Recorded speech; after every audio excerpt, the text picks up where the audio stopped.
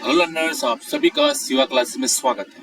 देखिए, एक टॉपिक लेके आया हूँ जो कि बहुत ही शानदार ये टॉपिक है डिजिटल इलेक्ट्रॉनिक्स का, कंप्यूटर सिस्टम आर्किटेक्चर का करनाप मैप, जिसे हम शॉर्ट में की मैप के नाम से जानते हैं। और ये होता क्या है, जल्दी समझते हैं। की मैप का पूरा नाम करनाप मैप है, जहाँ पे हम बुलियन एक्सप्रेशन को सॉल्व करने का एक ग्राफिकल मेथड है, जहाँ पे हम कहते हैं कि जो की मैप है आपका एक टेबल फॉर्म में हम रिप्रेजेंट करते हैं, जहाँ पे रो और कॉलम का एक कलेक्शन होता है।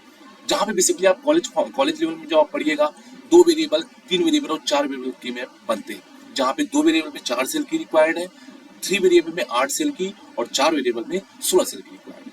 तो बात ध्यान समझिएगा कि हमें बुलियन एक्सप्रेशन को अगर हमें ग्राफिकल मेथड से सॉल्व करना है तो हमें के मैप की जरूरत होती है। और जैसे कि आप देख पा रहे होंगे, टू वेरिएबल का जो रिप्रेजेंटेशन हमने किया है कुछ इस प्रकार से है, थ्री वेरिएबल का कुछ इस प्रकार से है और फोर वेरिएबल का कुछ इस प्रकार से है। तो उम्मीद करता हूँ जो चीजें मैंने आपको बताया कि दो वेरिएबल, तीन वेरिएबल और चार वेरिएबल के मैप, इसका रिप्रेजेंटेशन मैंने बताया आपको, बिल्कुल हमें याद रखना है। और कैसे हमें चीजों को याद रखना है इसको भी हमें ध्यान में रखना होगा। जैसे आप समझिएगा इन चीजों को कि हम इसे कैसे जो है समझ सकते हैं। तो यहाँ पे दो चीजें होती है जब भी हम के मैप की बात करते हैं। तो यहाँ पे दो चीजें सामने आती है, दो नाम सामने आता है।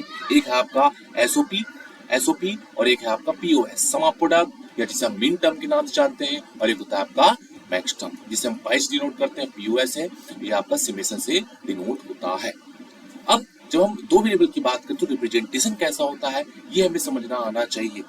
उसी प्रकार से यहाँ पे देखिएगा 0001 1110, ठीक है। जब हम यहाँ पे चार वेरिएबल की बात हो रही तो एबीसीडी होगा, तीन वेरिएबल में एबीसी होगा और दो वेरिएबल में ए बार और ए होगा। तो इसे हमें याद रखना होगा। तो उम्मीद करते हैं जो शॉर्ट टॉपिक लेकर आया था मैं के मैप का, जो कि बहुत ही ज्यादा इंपॉर्टेंट है आपके एग्जाम पॉइंट ऑफ व्यू से, जिसको आपको याद रखना होगा, जिसे हम नोट करते हैं टू की पावर एन के फॉर्म में।